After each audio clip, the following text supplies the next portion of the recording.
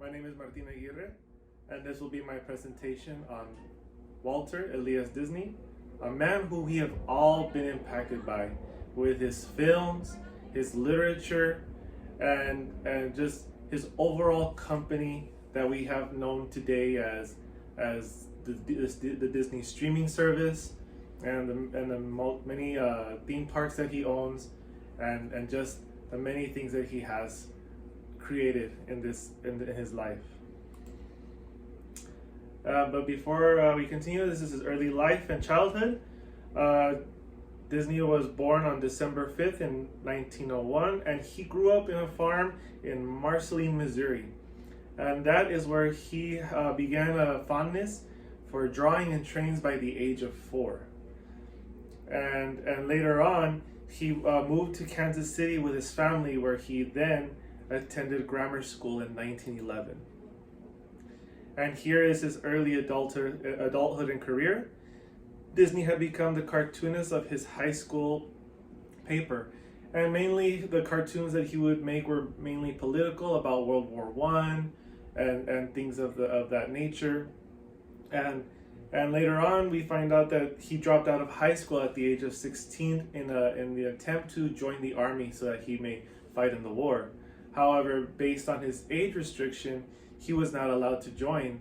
So he attempted to join Red Cross, where he was allowed, and he drove the ambulance in France.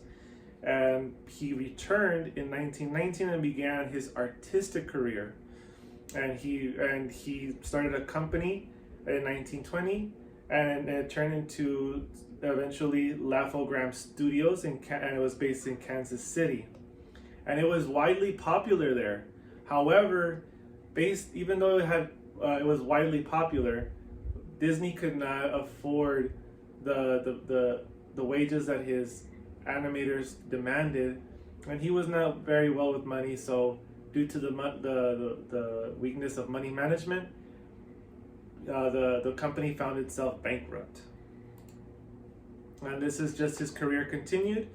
Disney moved out to Hollywood with his brother, with all the money that they were able to pour in to start their own studio in Hollywood. And they received much success there because they brought a Kansas popular cartoon and released it in Hollywood, and they received much success with it.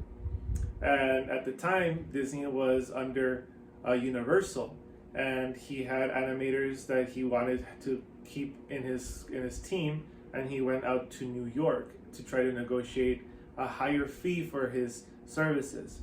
But when he got to New York, he was informed that he would actually not be allowed to demand that higher fee, and most of his animators were already under contract with Universal, and thus Disney found himself alone again. But faced with adversity of losing many of his animators, he went on and created Mickey Mouse. And Mickey Mouse is one of his major career successes that we have here. Disney went on to have major success in all of his animations, and he received an Academy Award for Mickey Mouse. And with all his success, he found himself on a trip in Chicago, and on this trip, he was planning a theme park for his employees where they could bring in their children, and they can all enjoy theme park rides and stuff. And by the 1960s, Disney had created an empire and began productions to make Disney World in Florida. And here we have his adversity and death. And even though Walt Disney was a very successful man, he had very big speculations by many Floridian people that of what he was bringing down there, and based on the study and in the Journal of Florida Studies, but on average, Floridians were mystified. What exactly was Disney Company building? There was a lot of mystery, but a lot of entrepreneurs of the area were actually very well intrigued because he had invested $100 million in that project. However, he was not able to see the fulfillment of Walt Disney World because he later died on December 15th, 1966 of lung cancer due to chain smoking. And today we have Disney's influence on children's literature.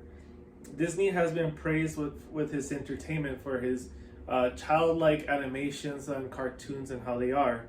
And the entertainment has a structure that is also meant for both parents and children, where it has complex stories for parents, but also simplicity for children to understand. And that's what that structure helps separate the anxieties that plague parents and children. And my conclusion is that Walter Elias Disney, although a visionary, was a visionary whose dream continues to grow today. His empire, although faced with much adversity from the beginning, pushed forward and overcame that adversity. His wanting of making something for the whole family has influenced the many people who watch his work. Through media influence he was able to impact millions.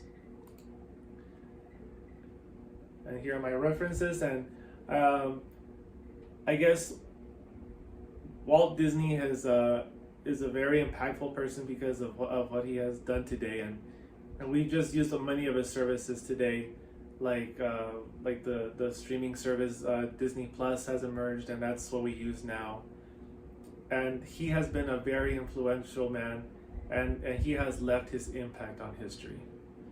And that's my presentation on Walter Elias Disney.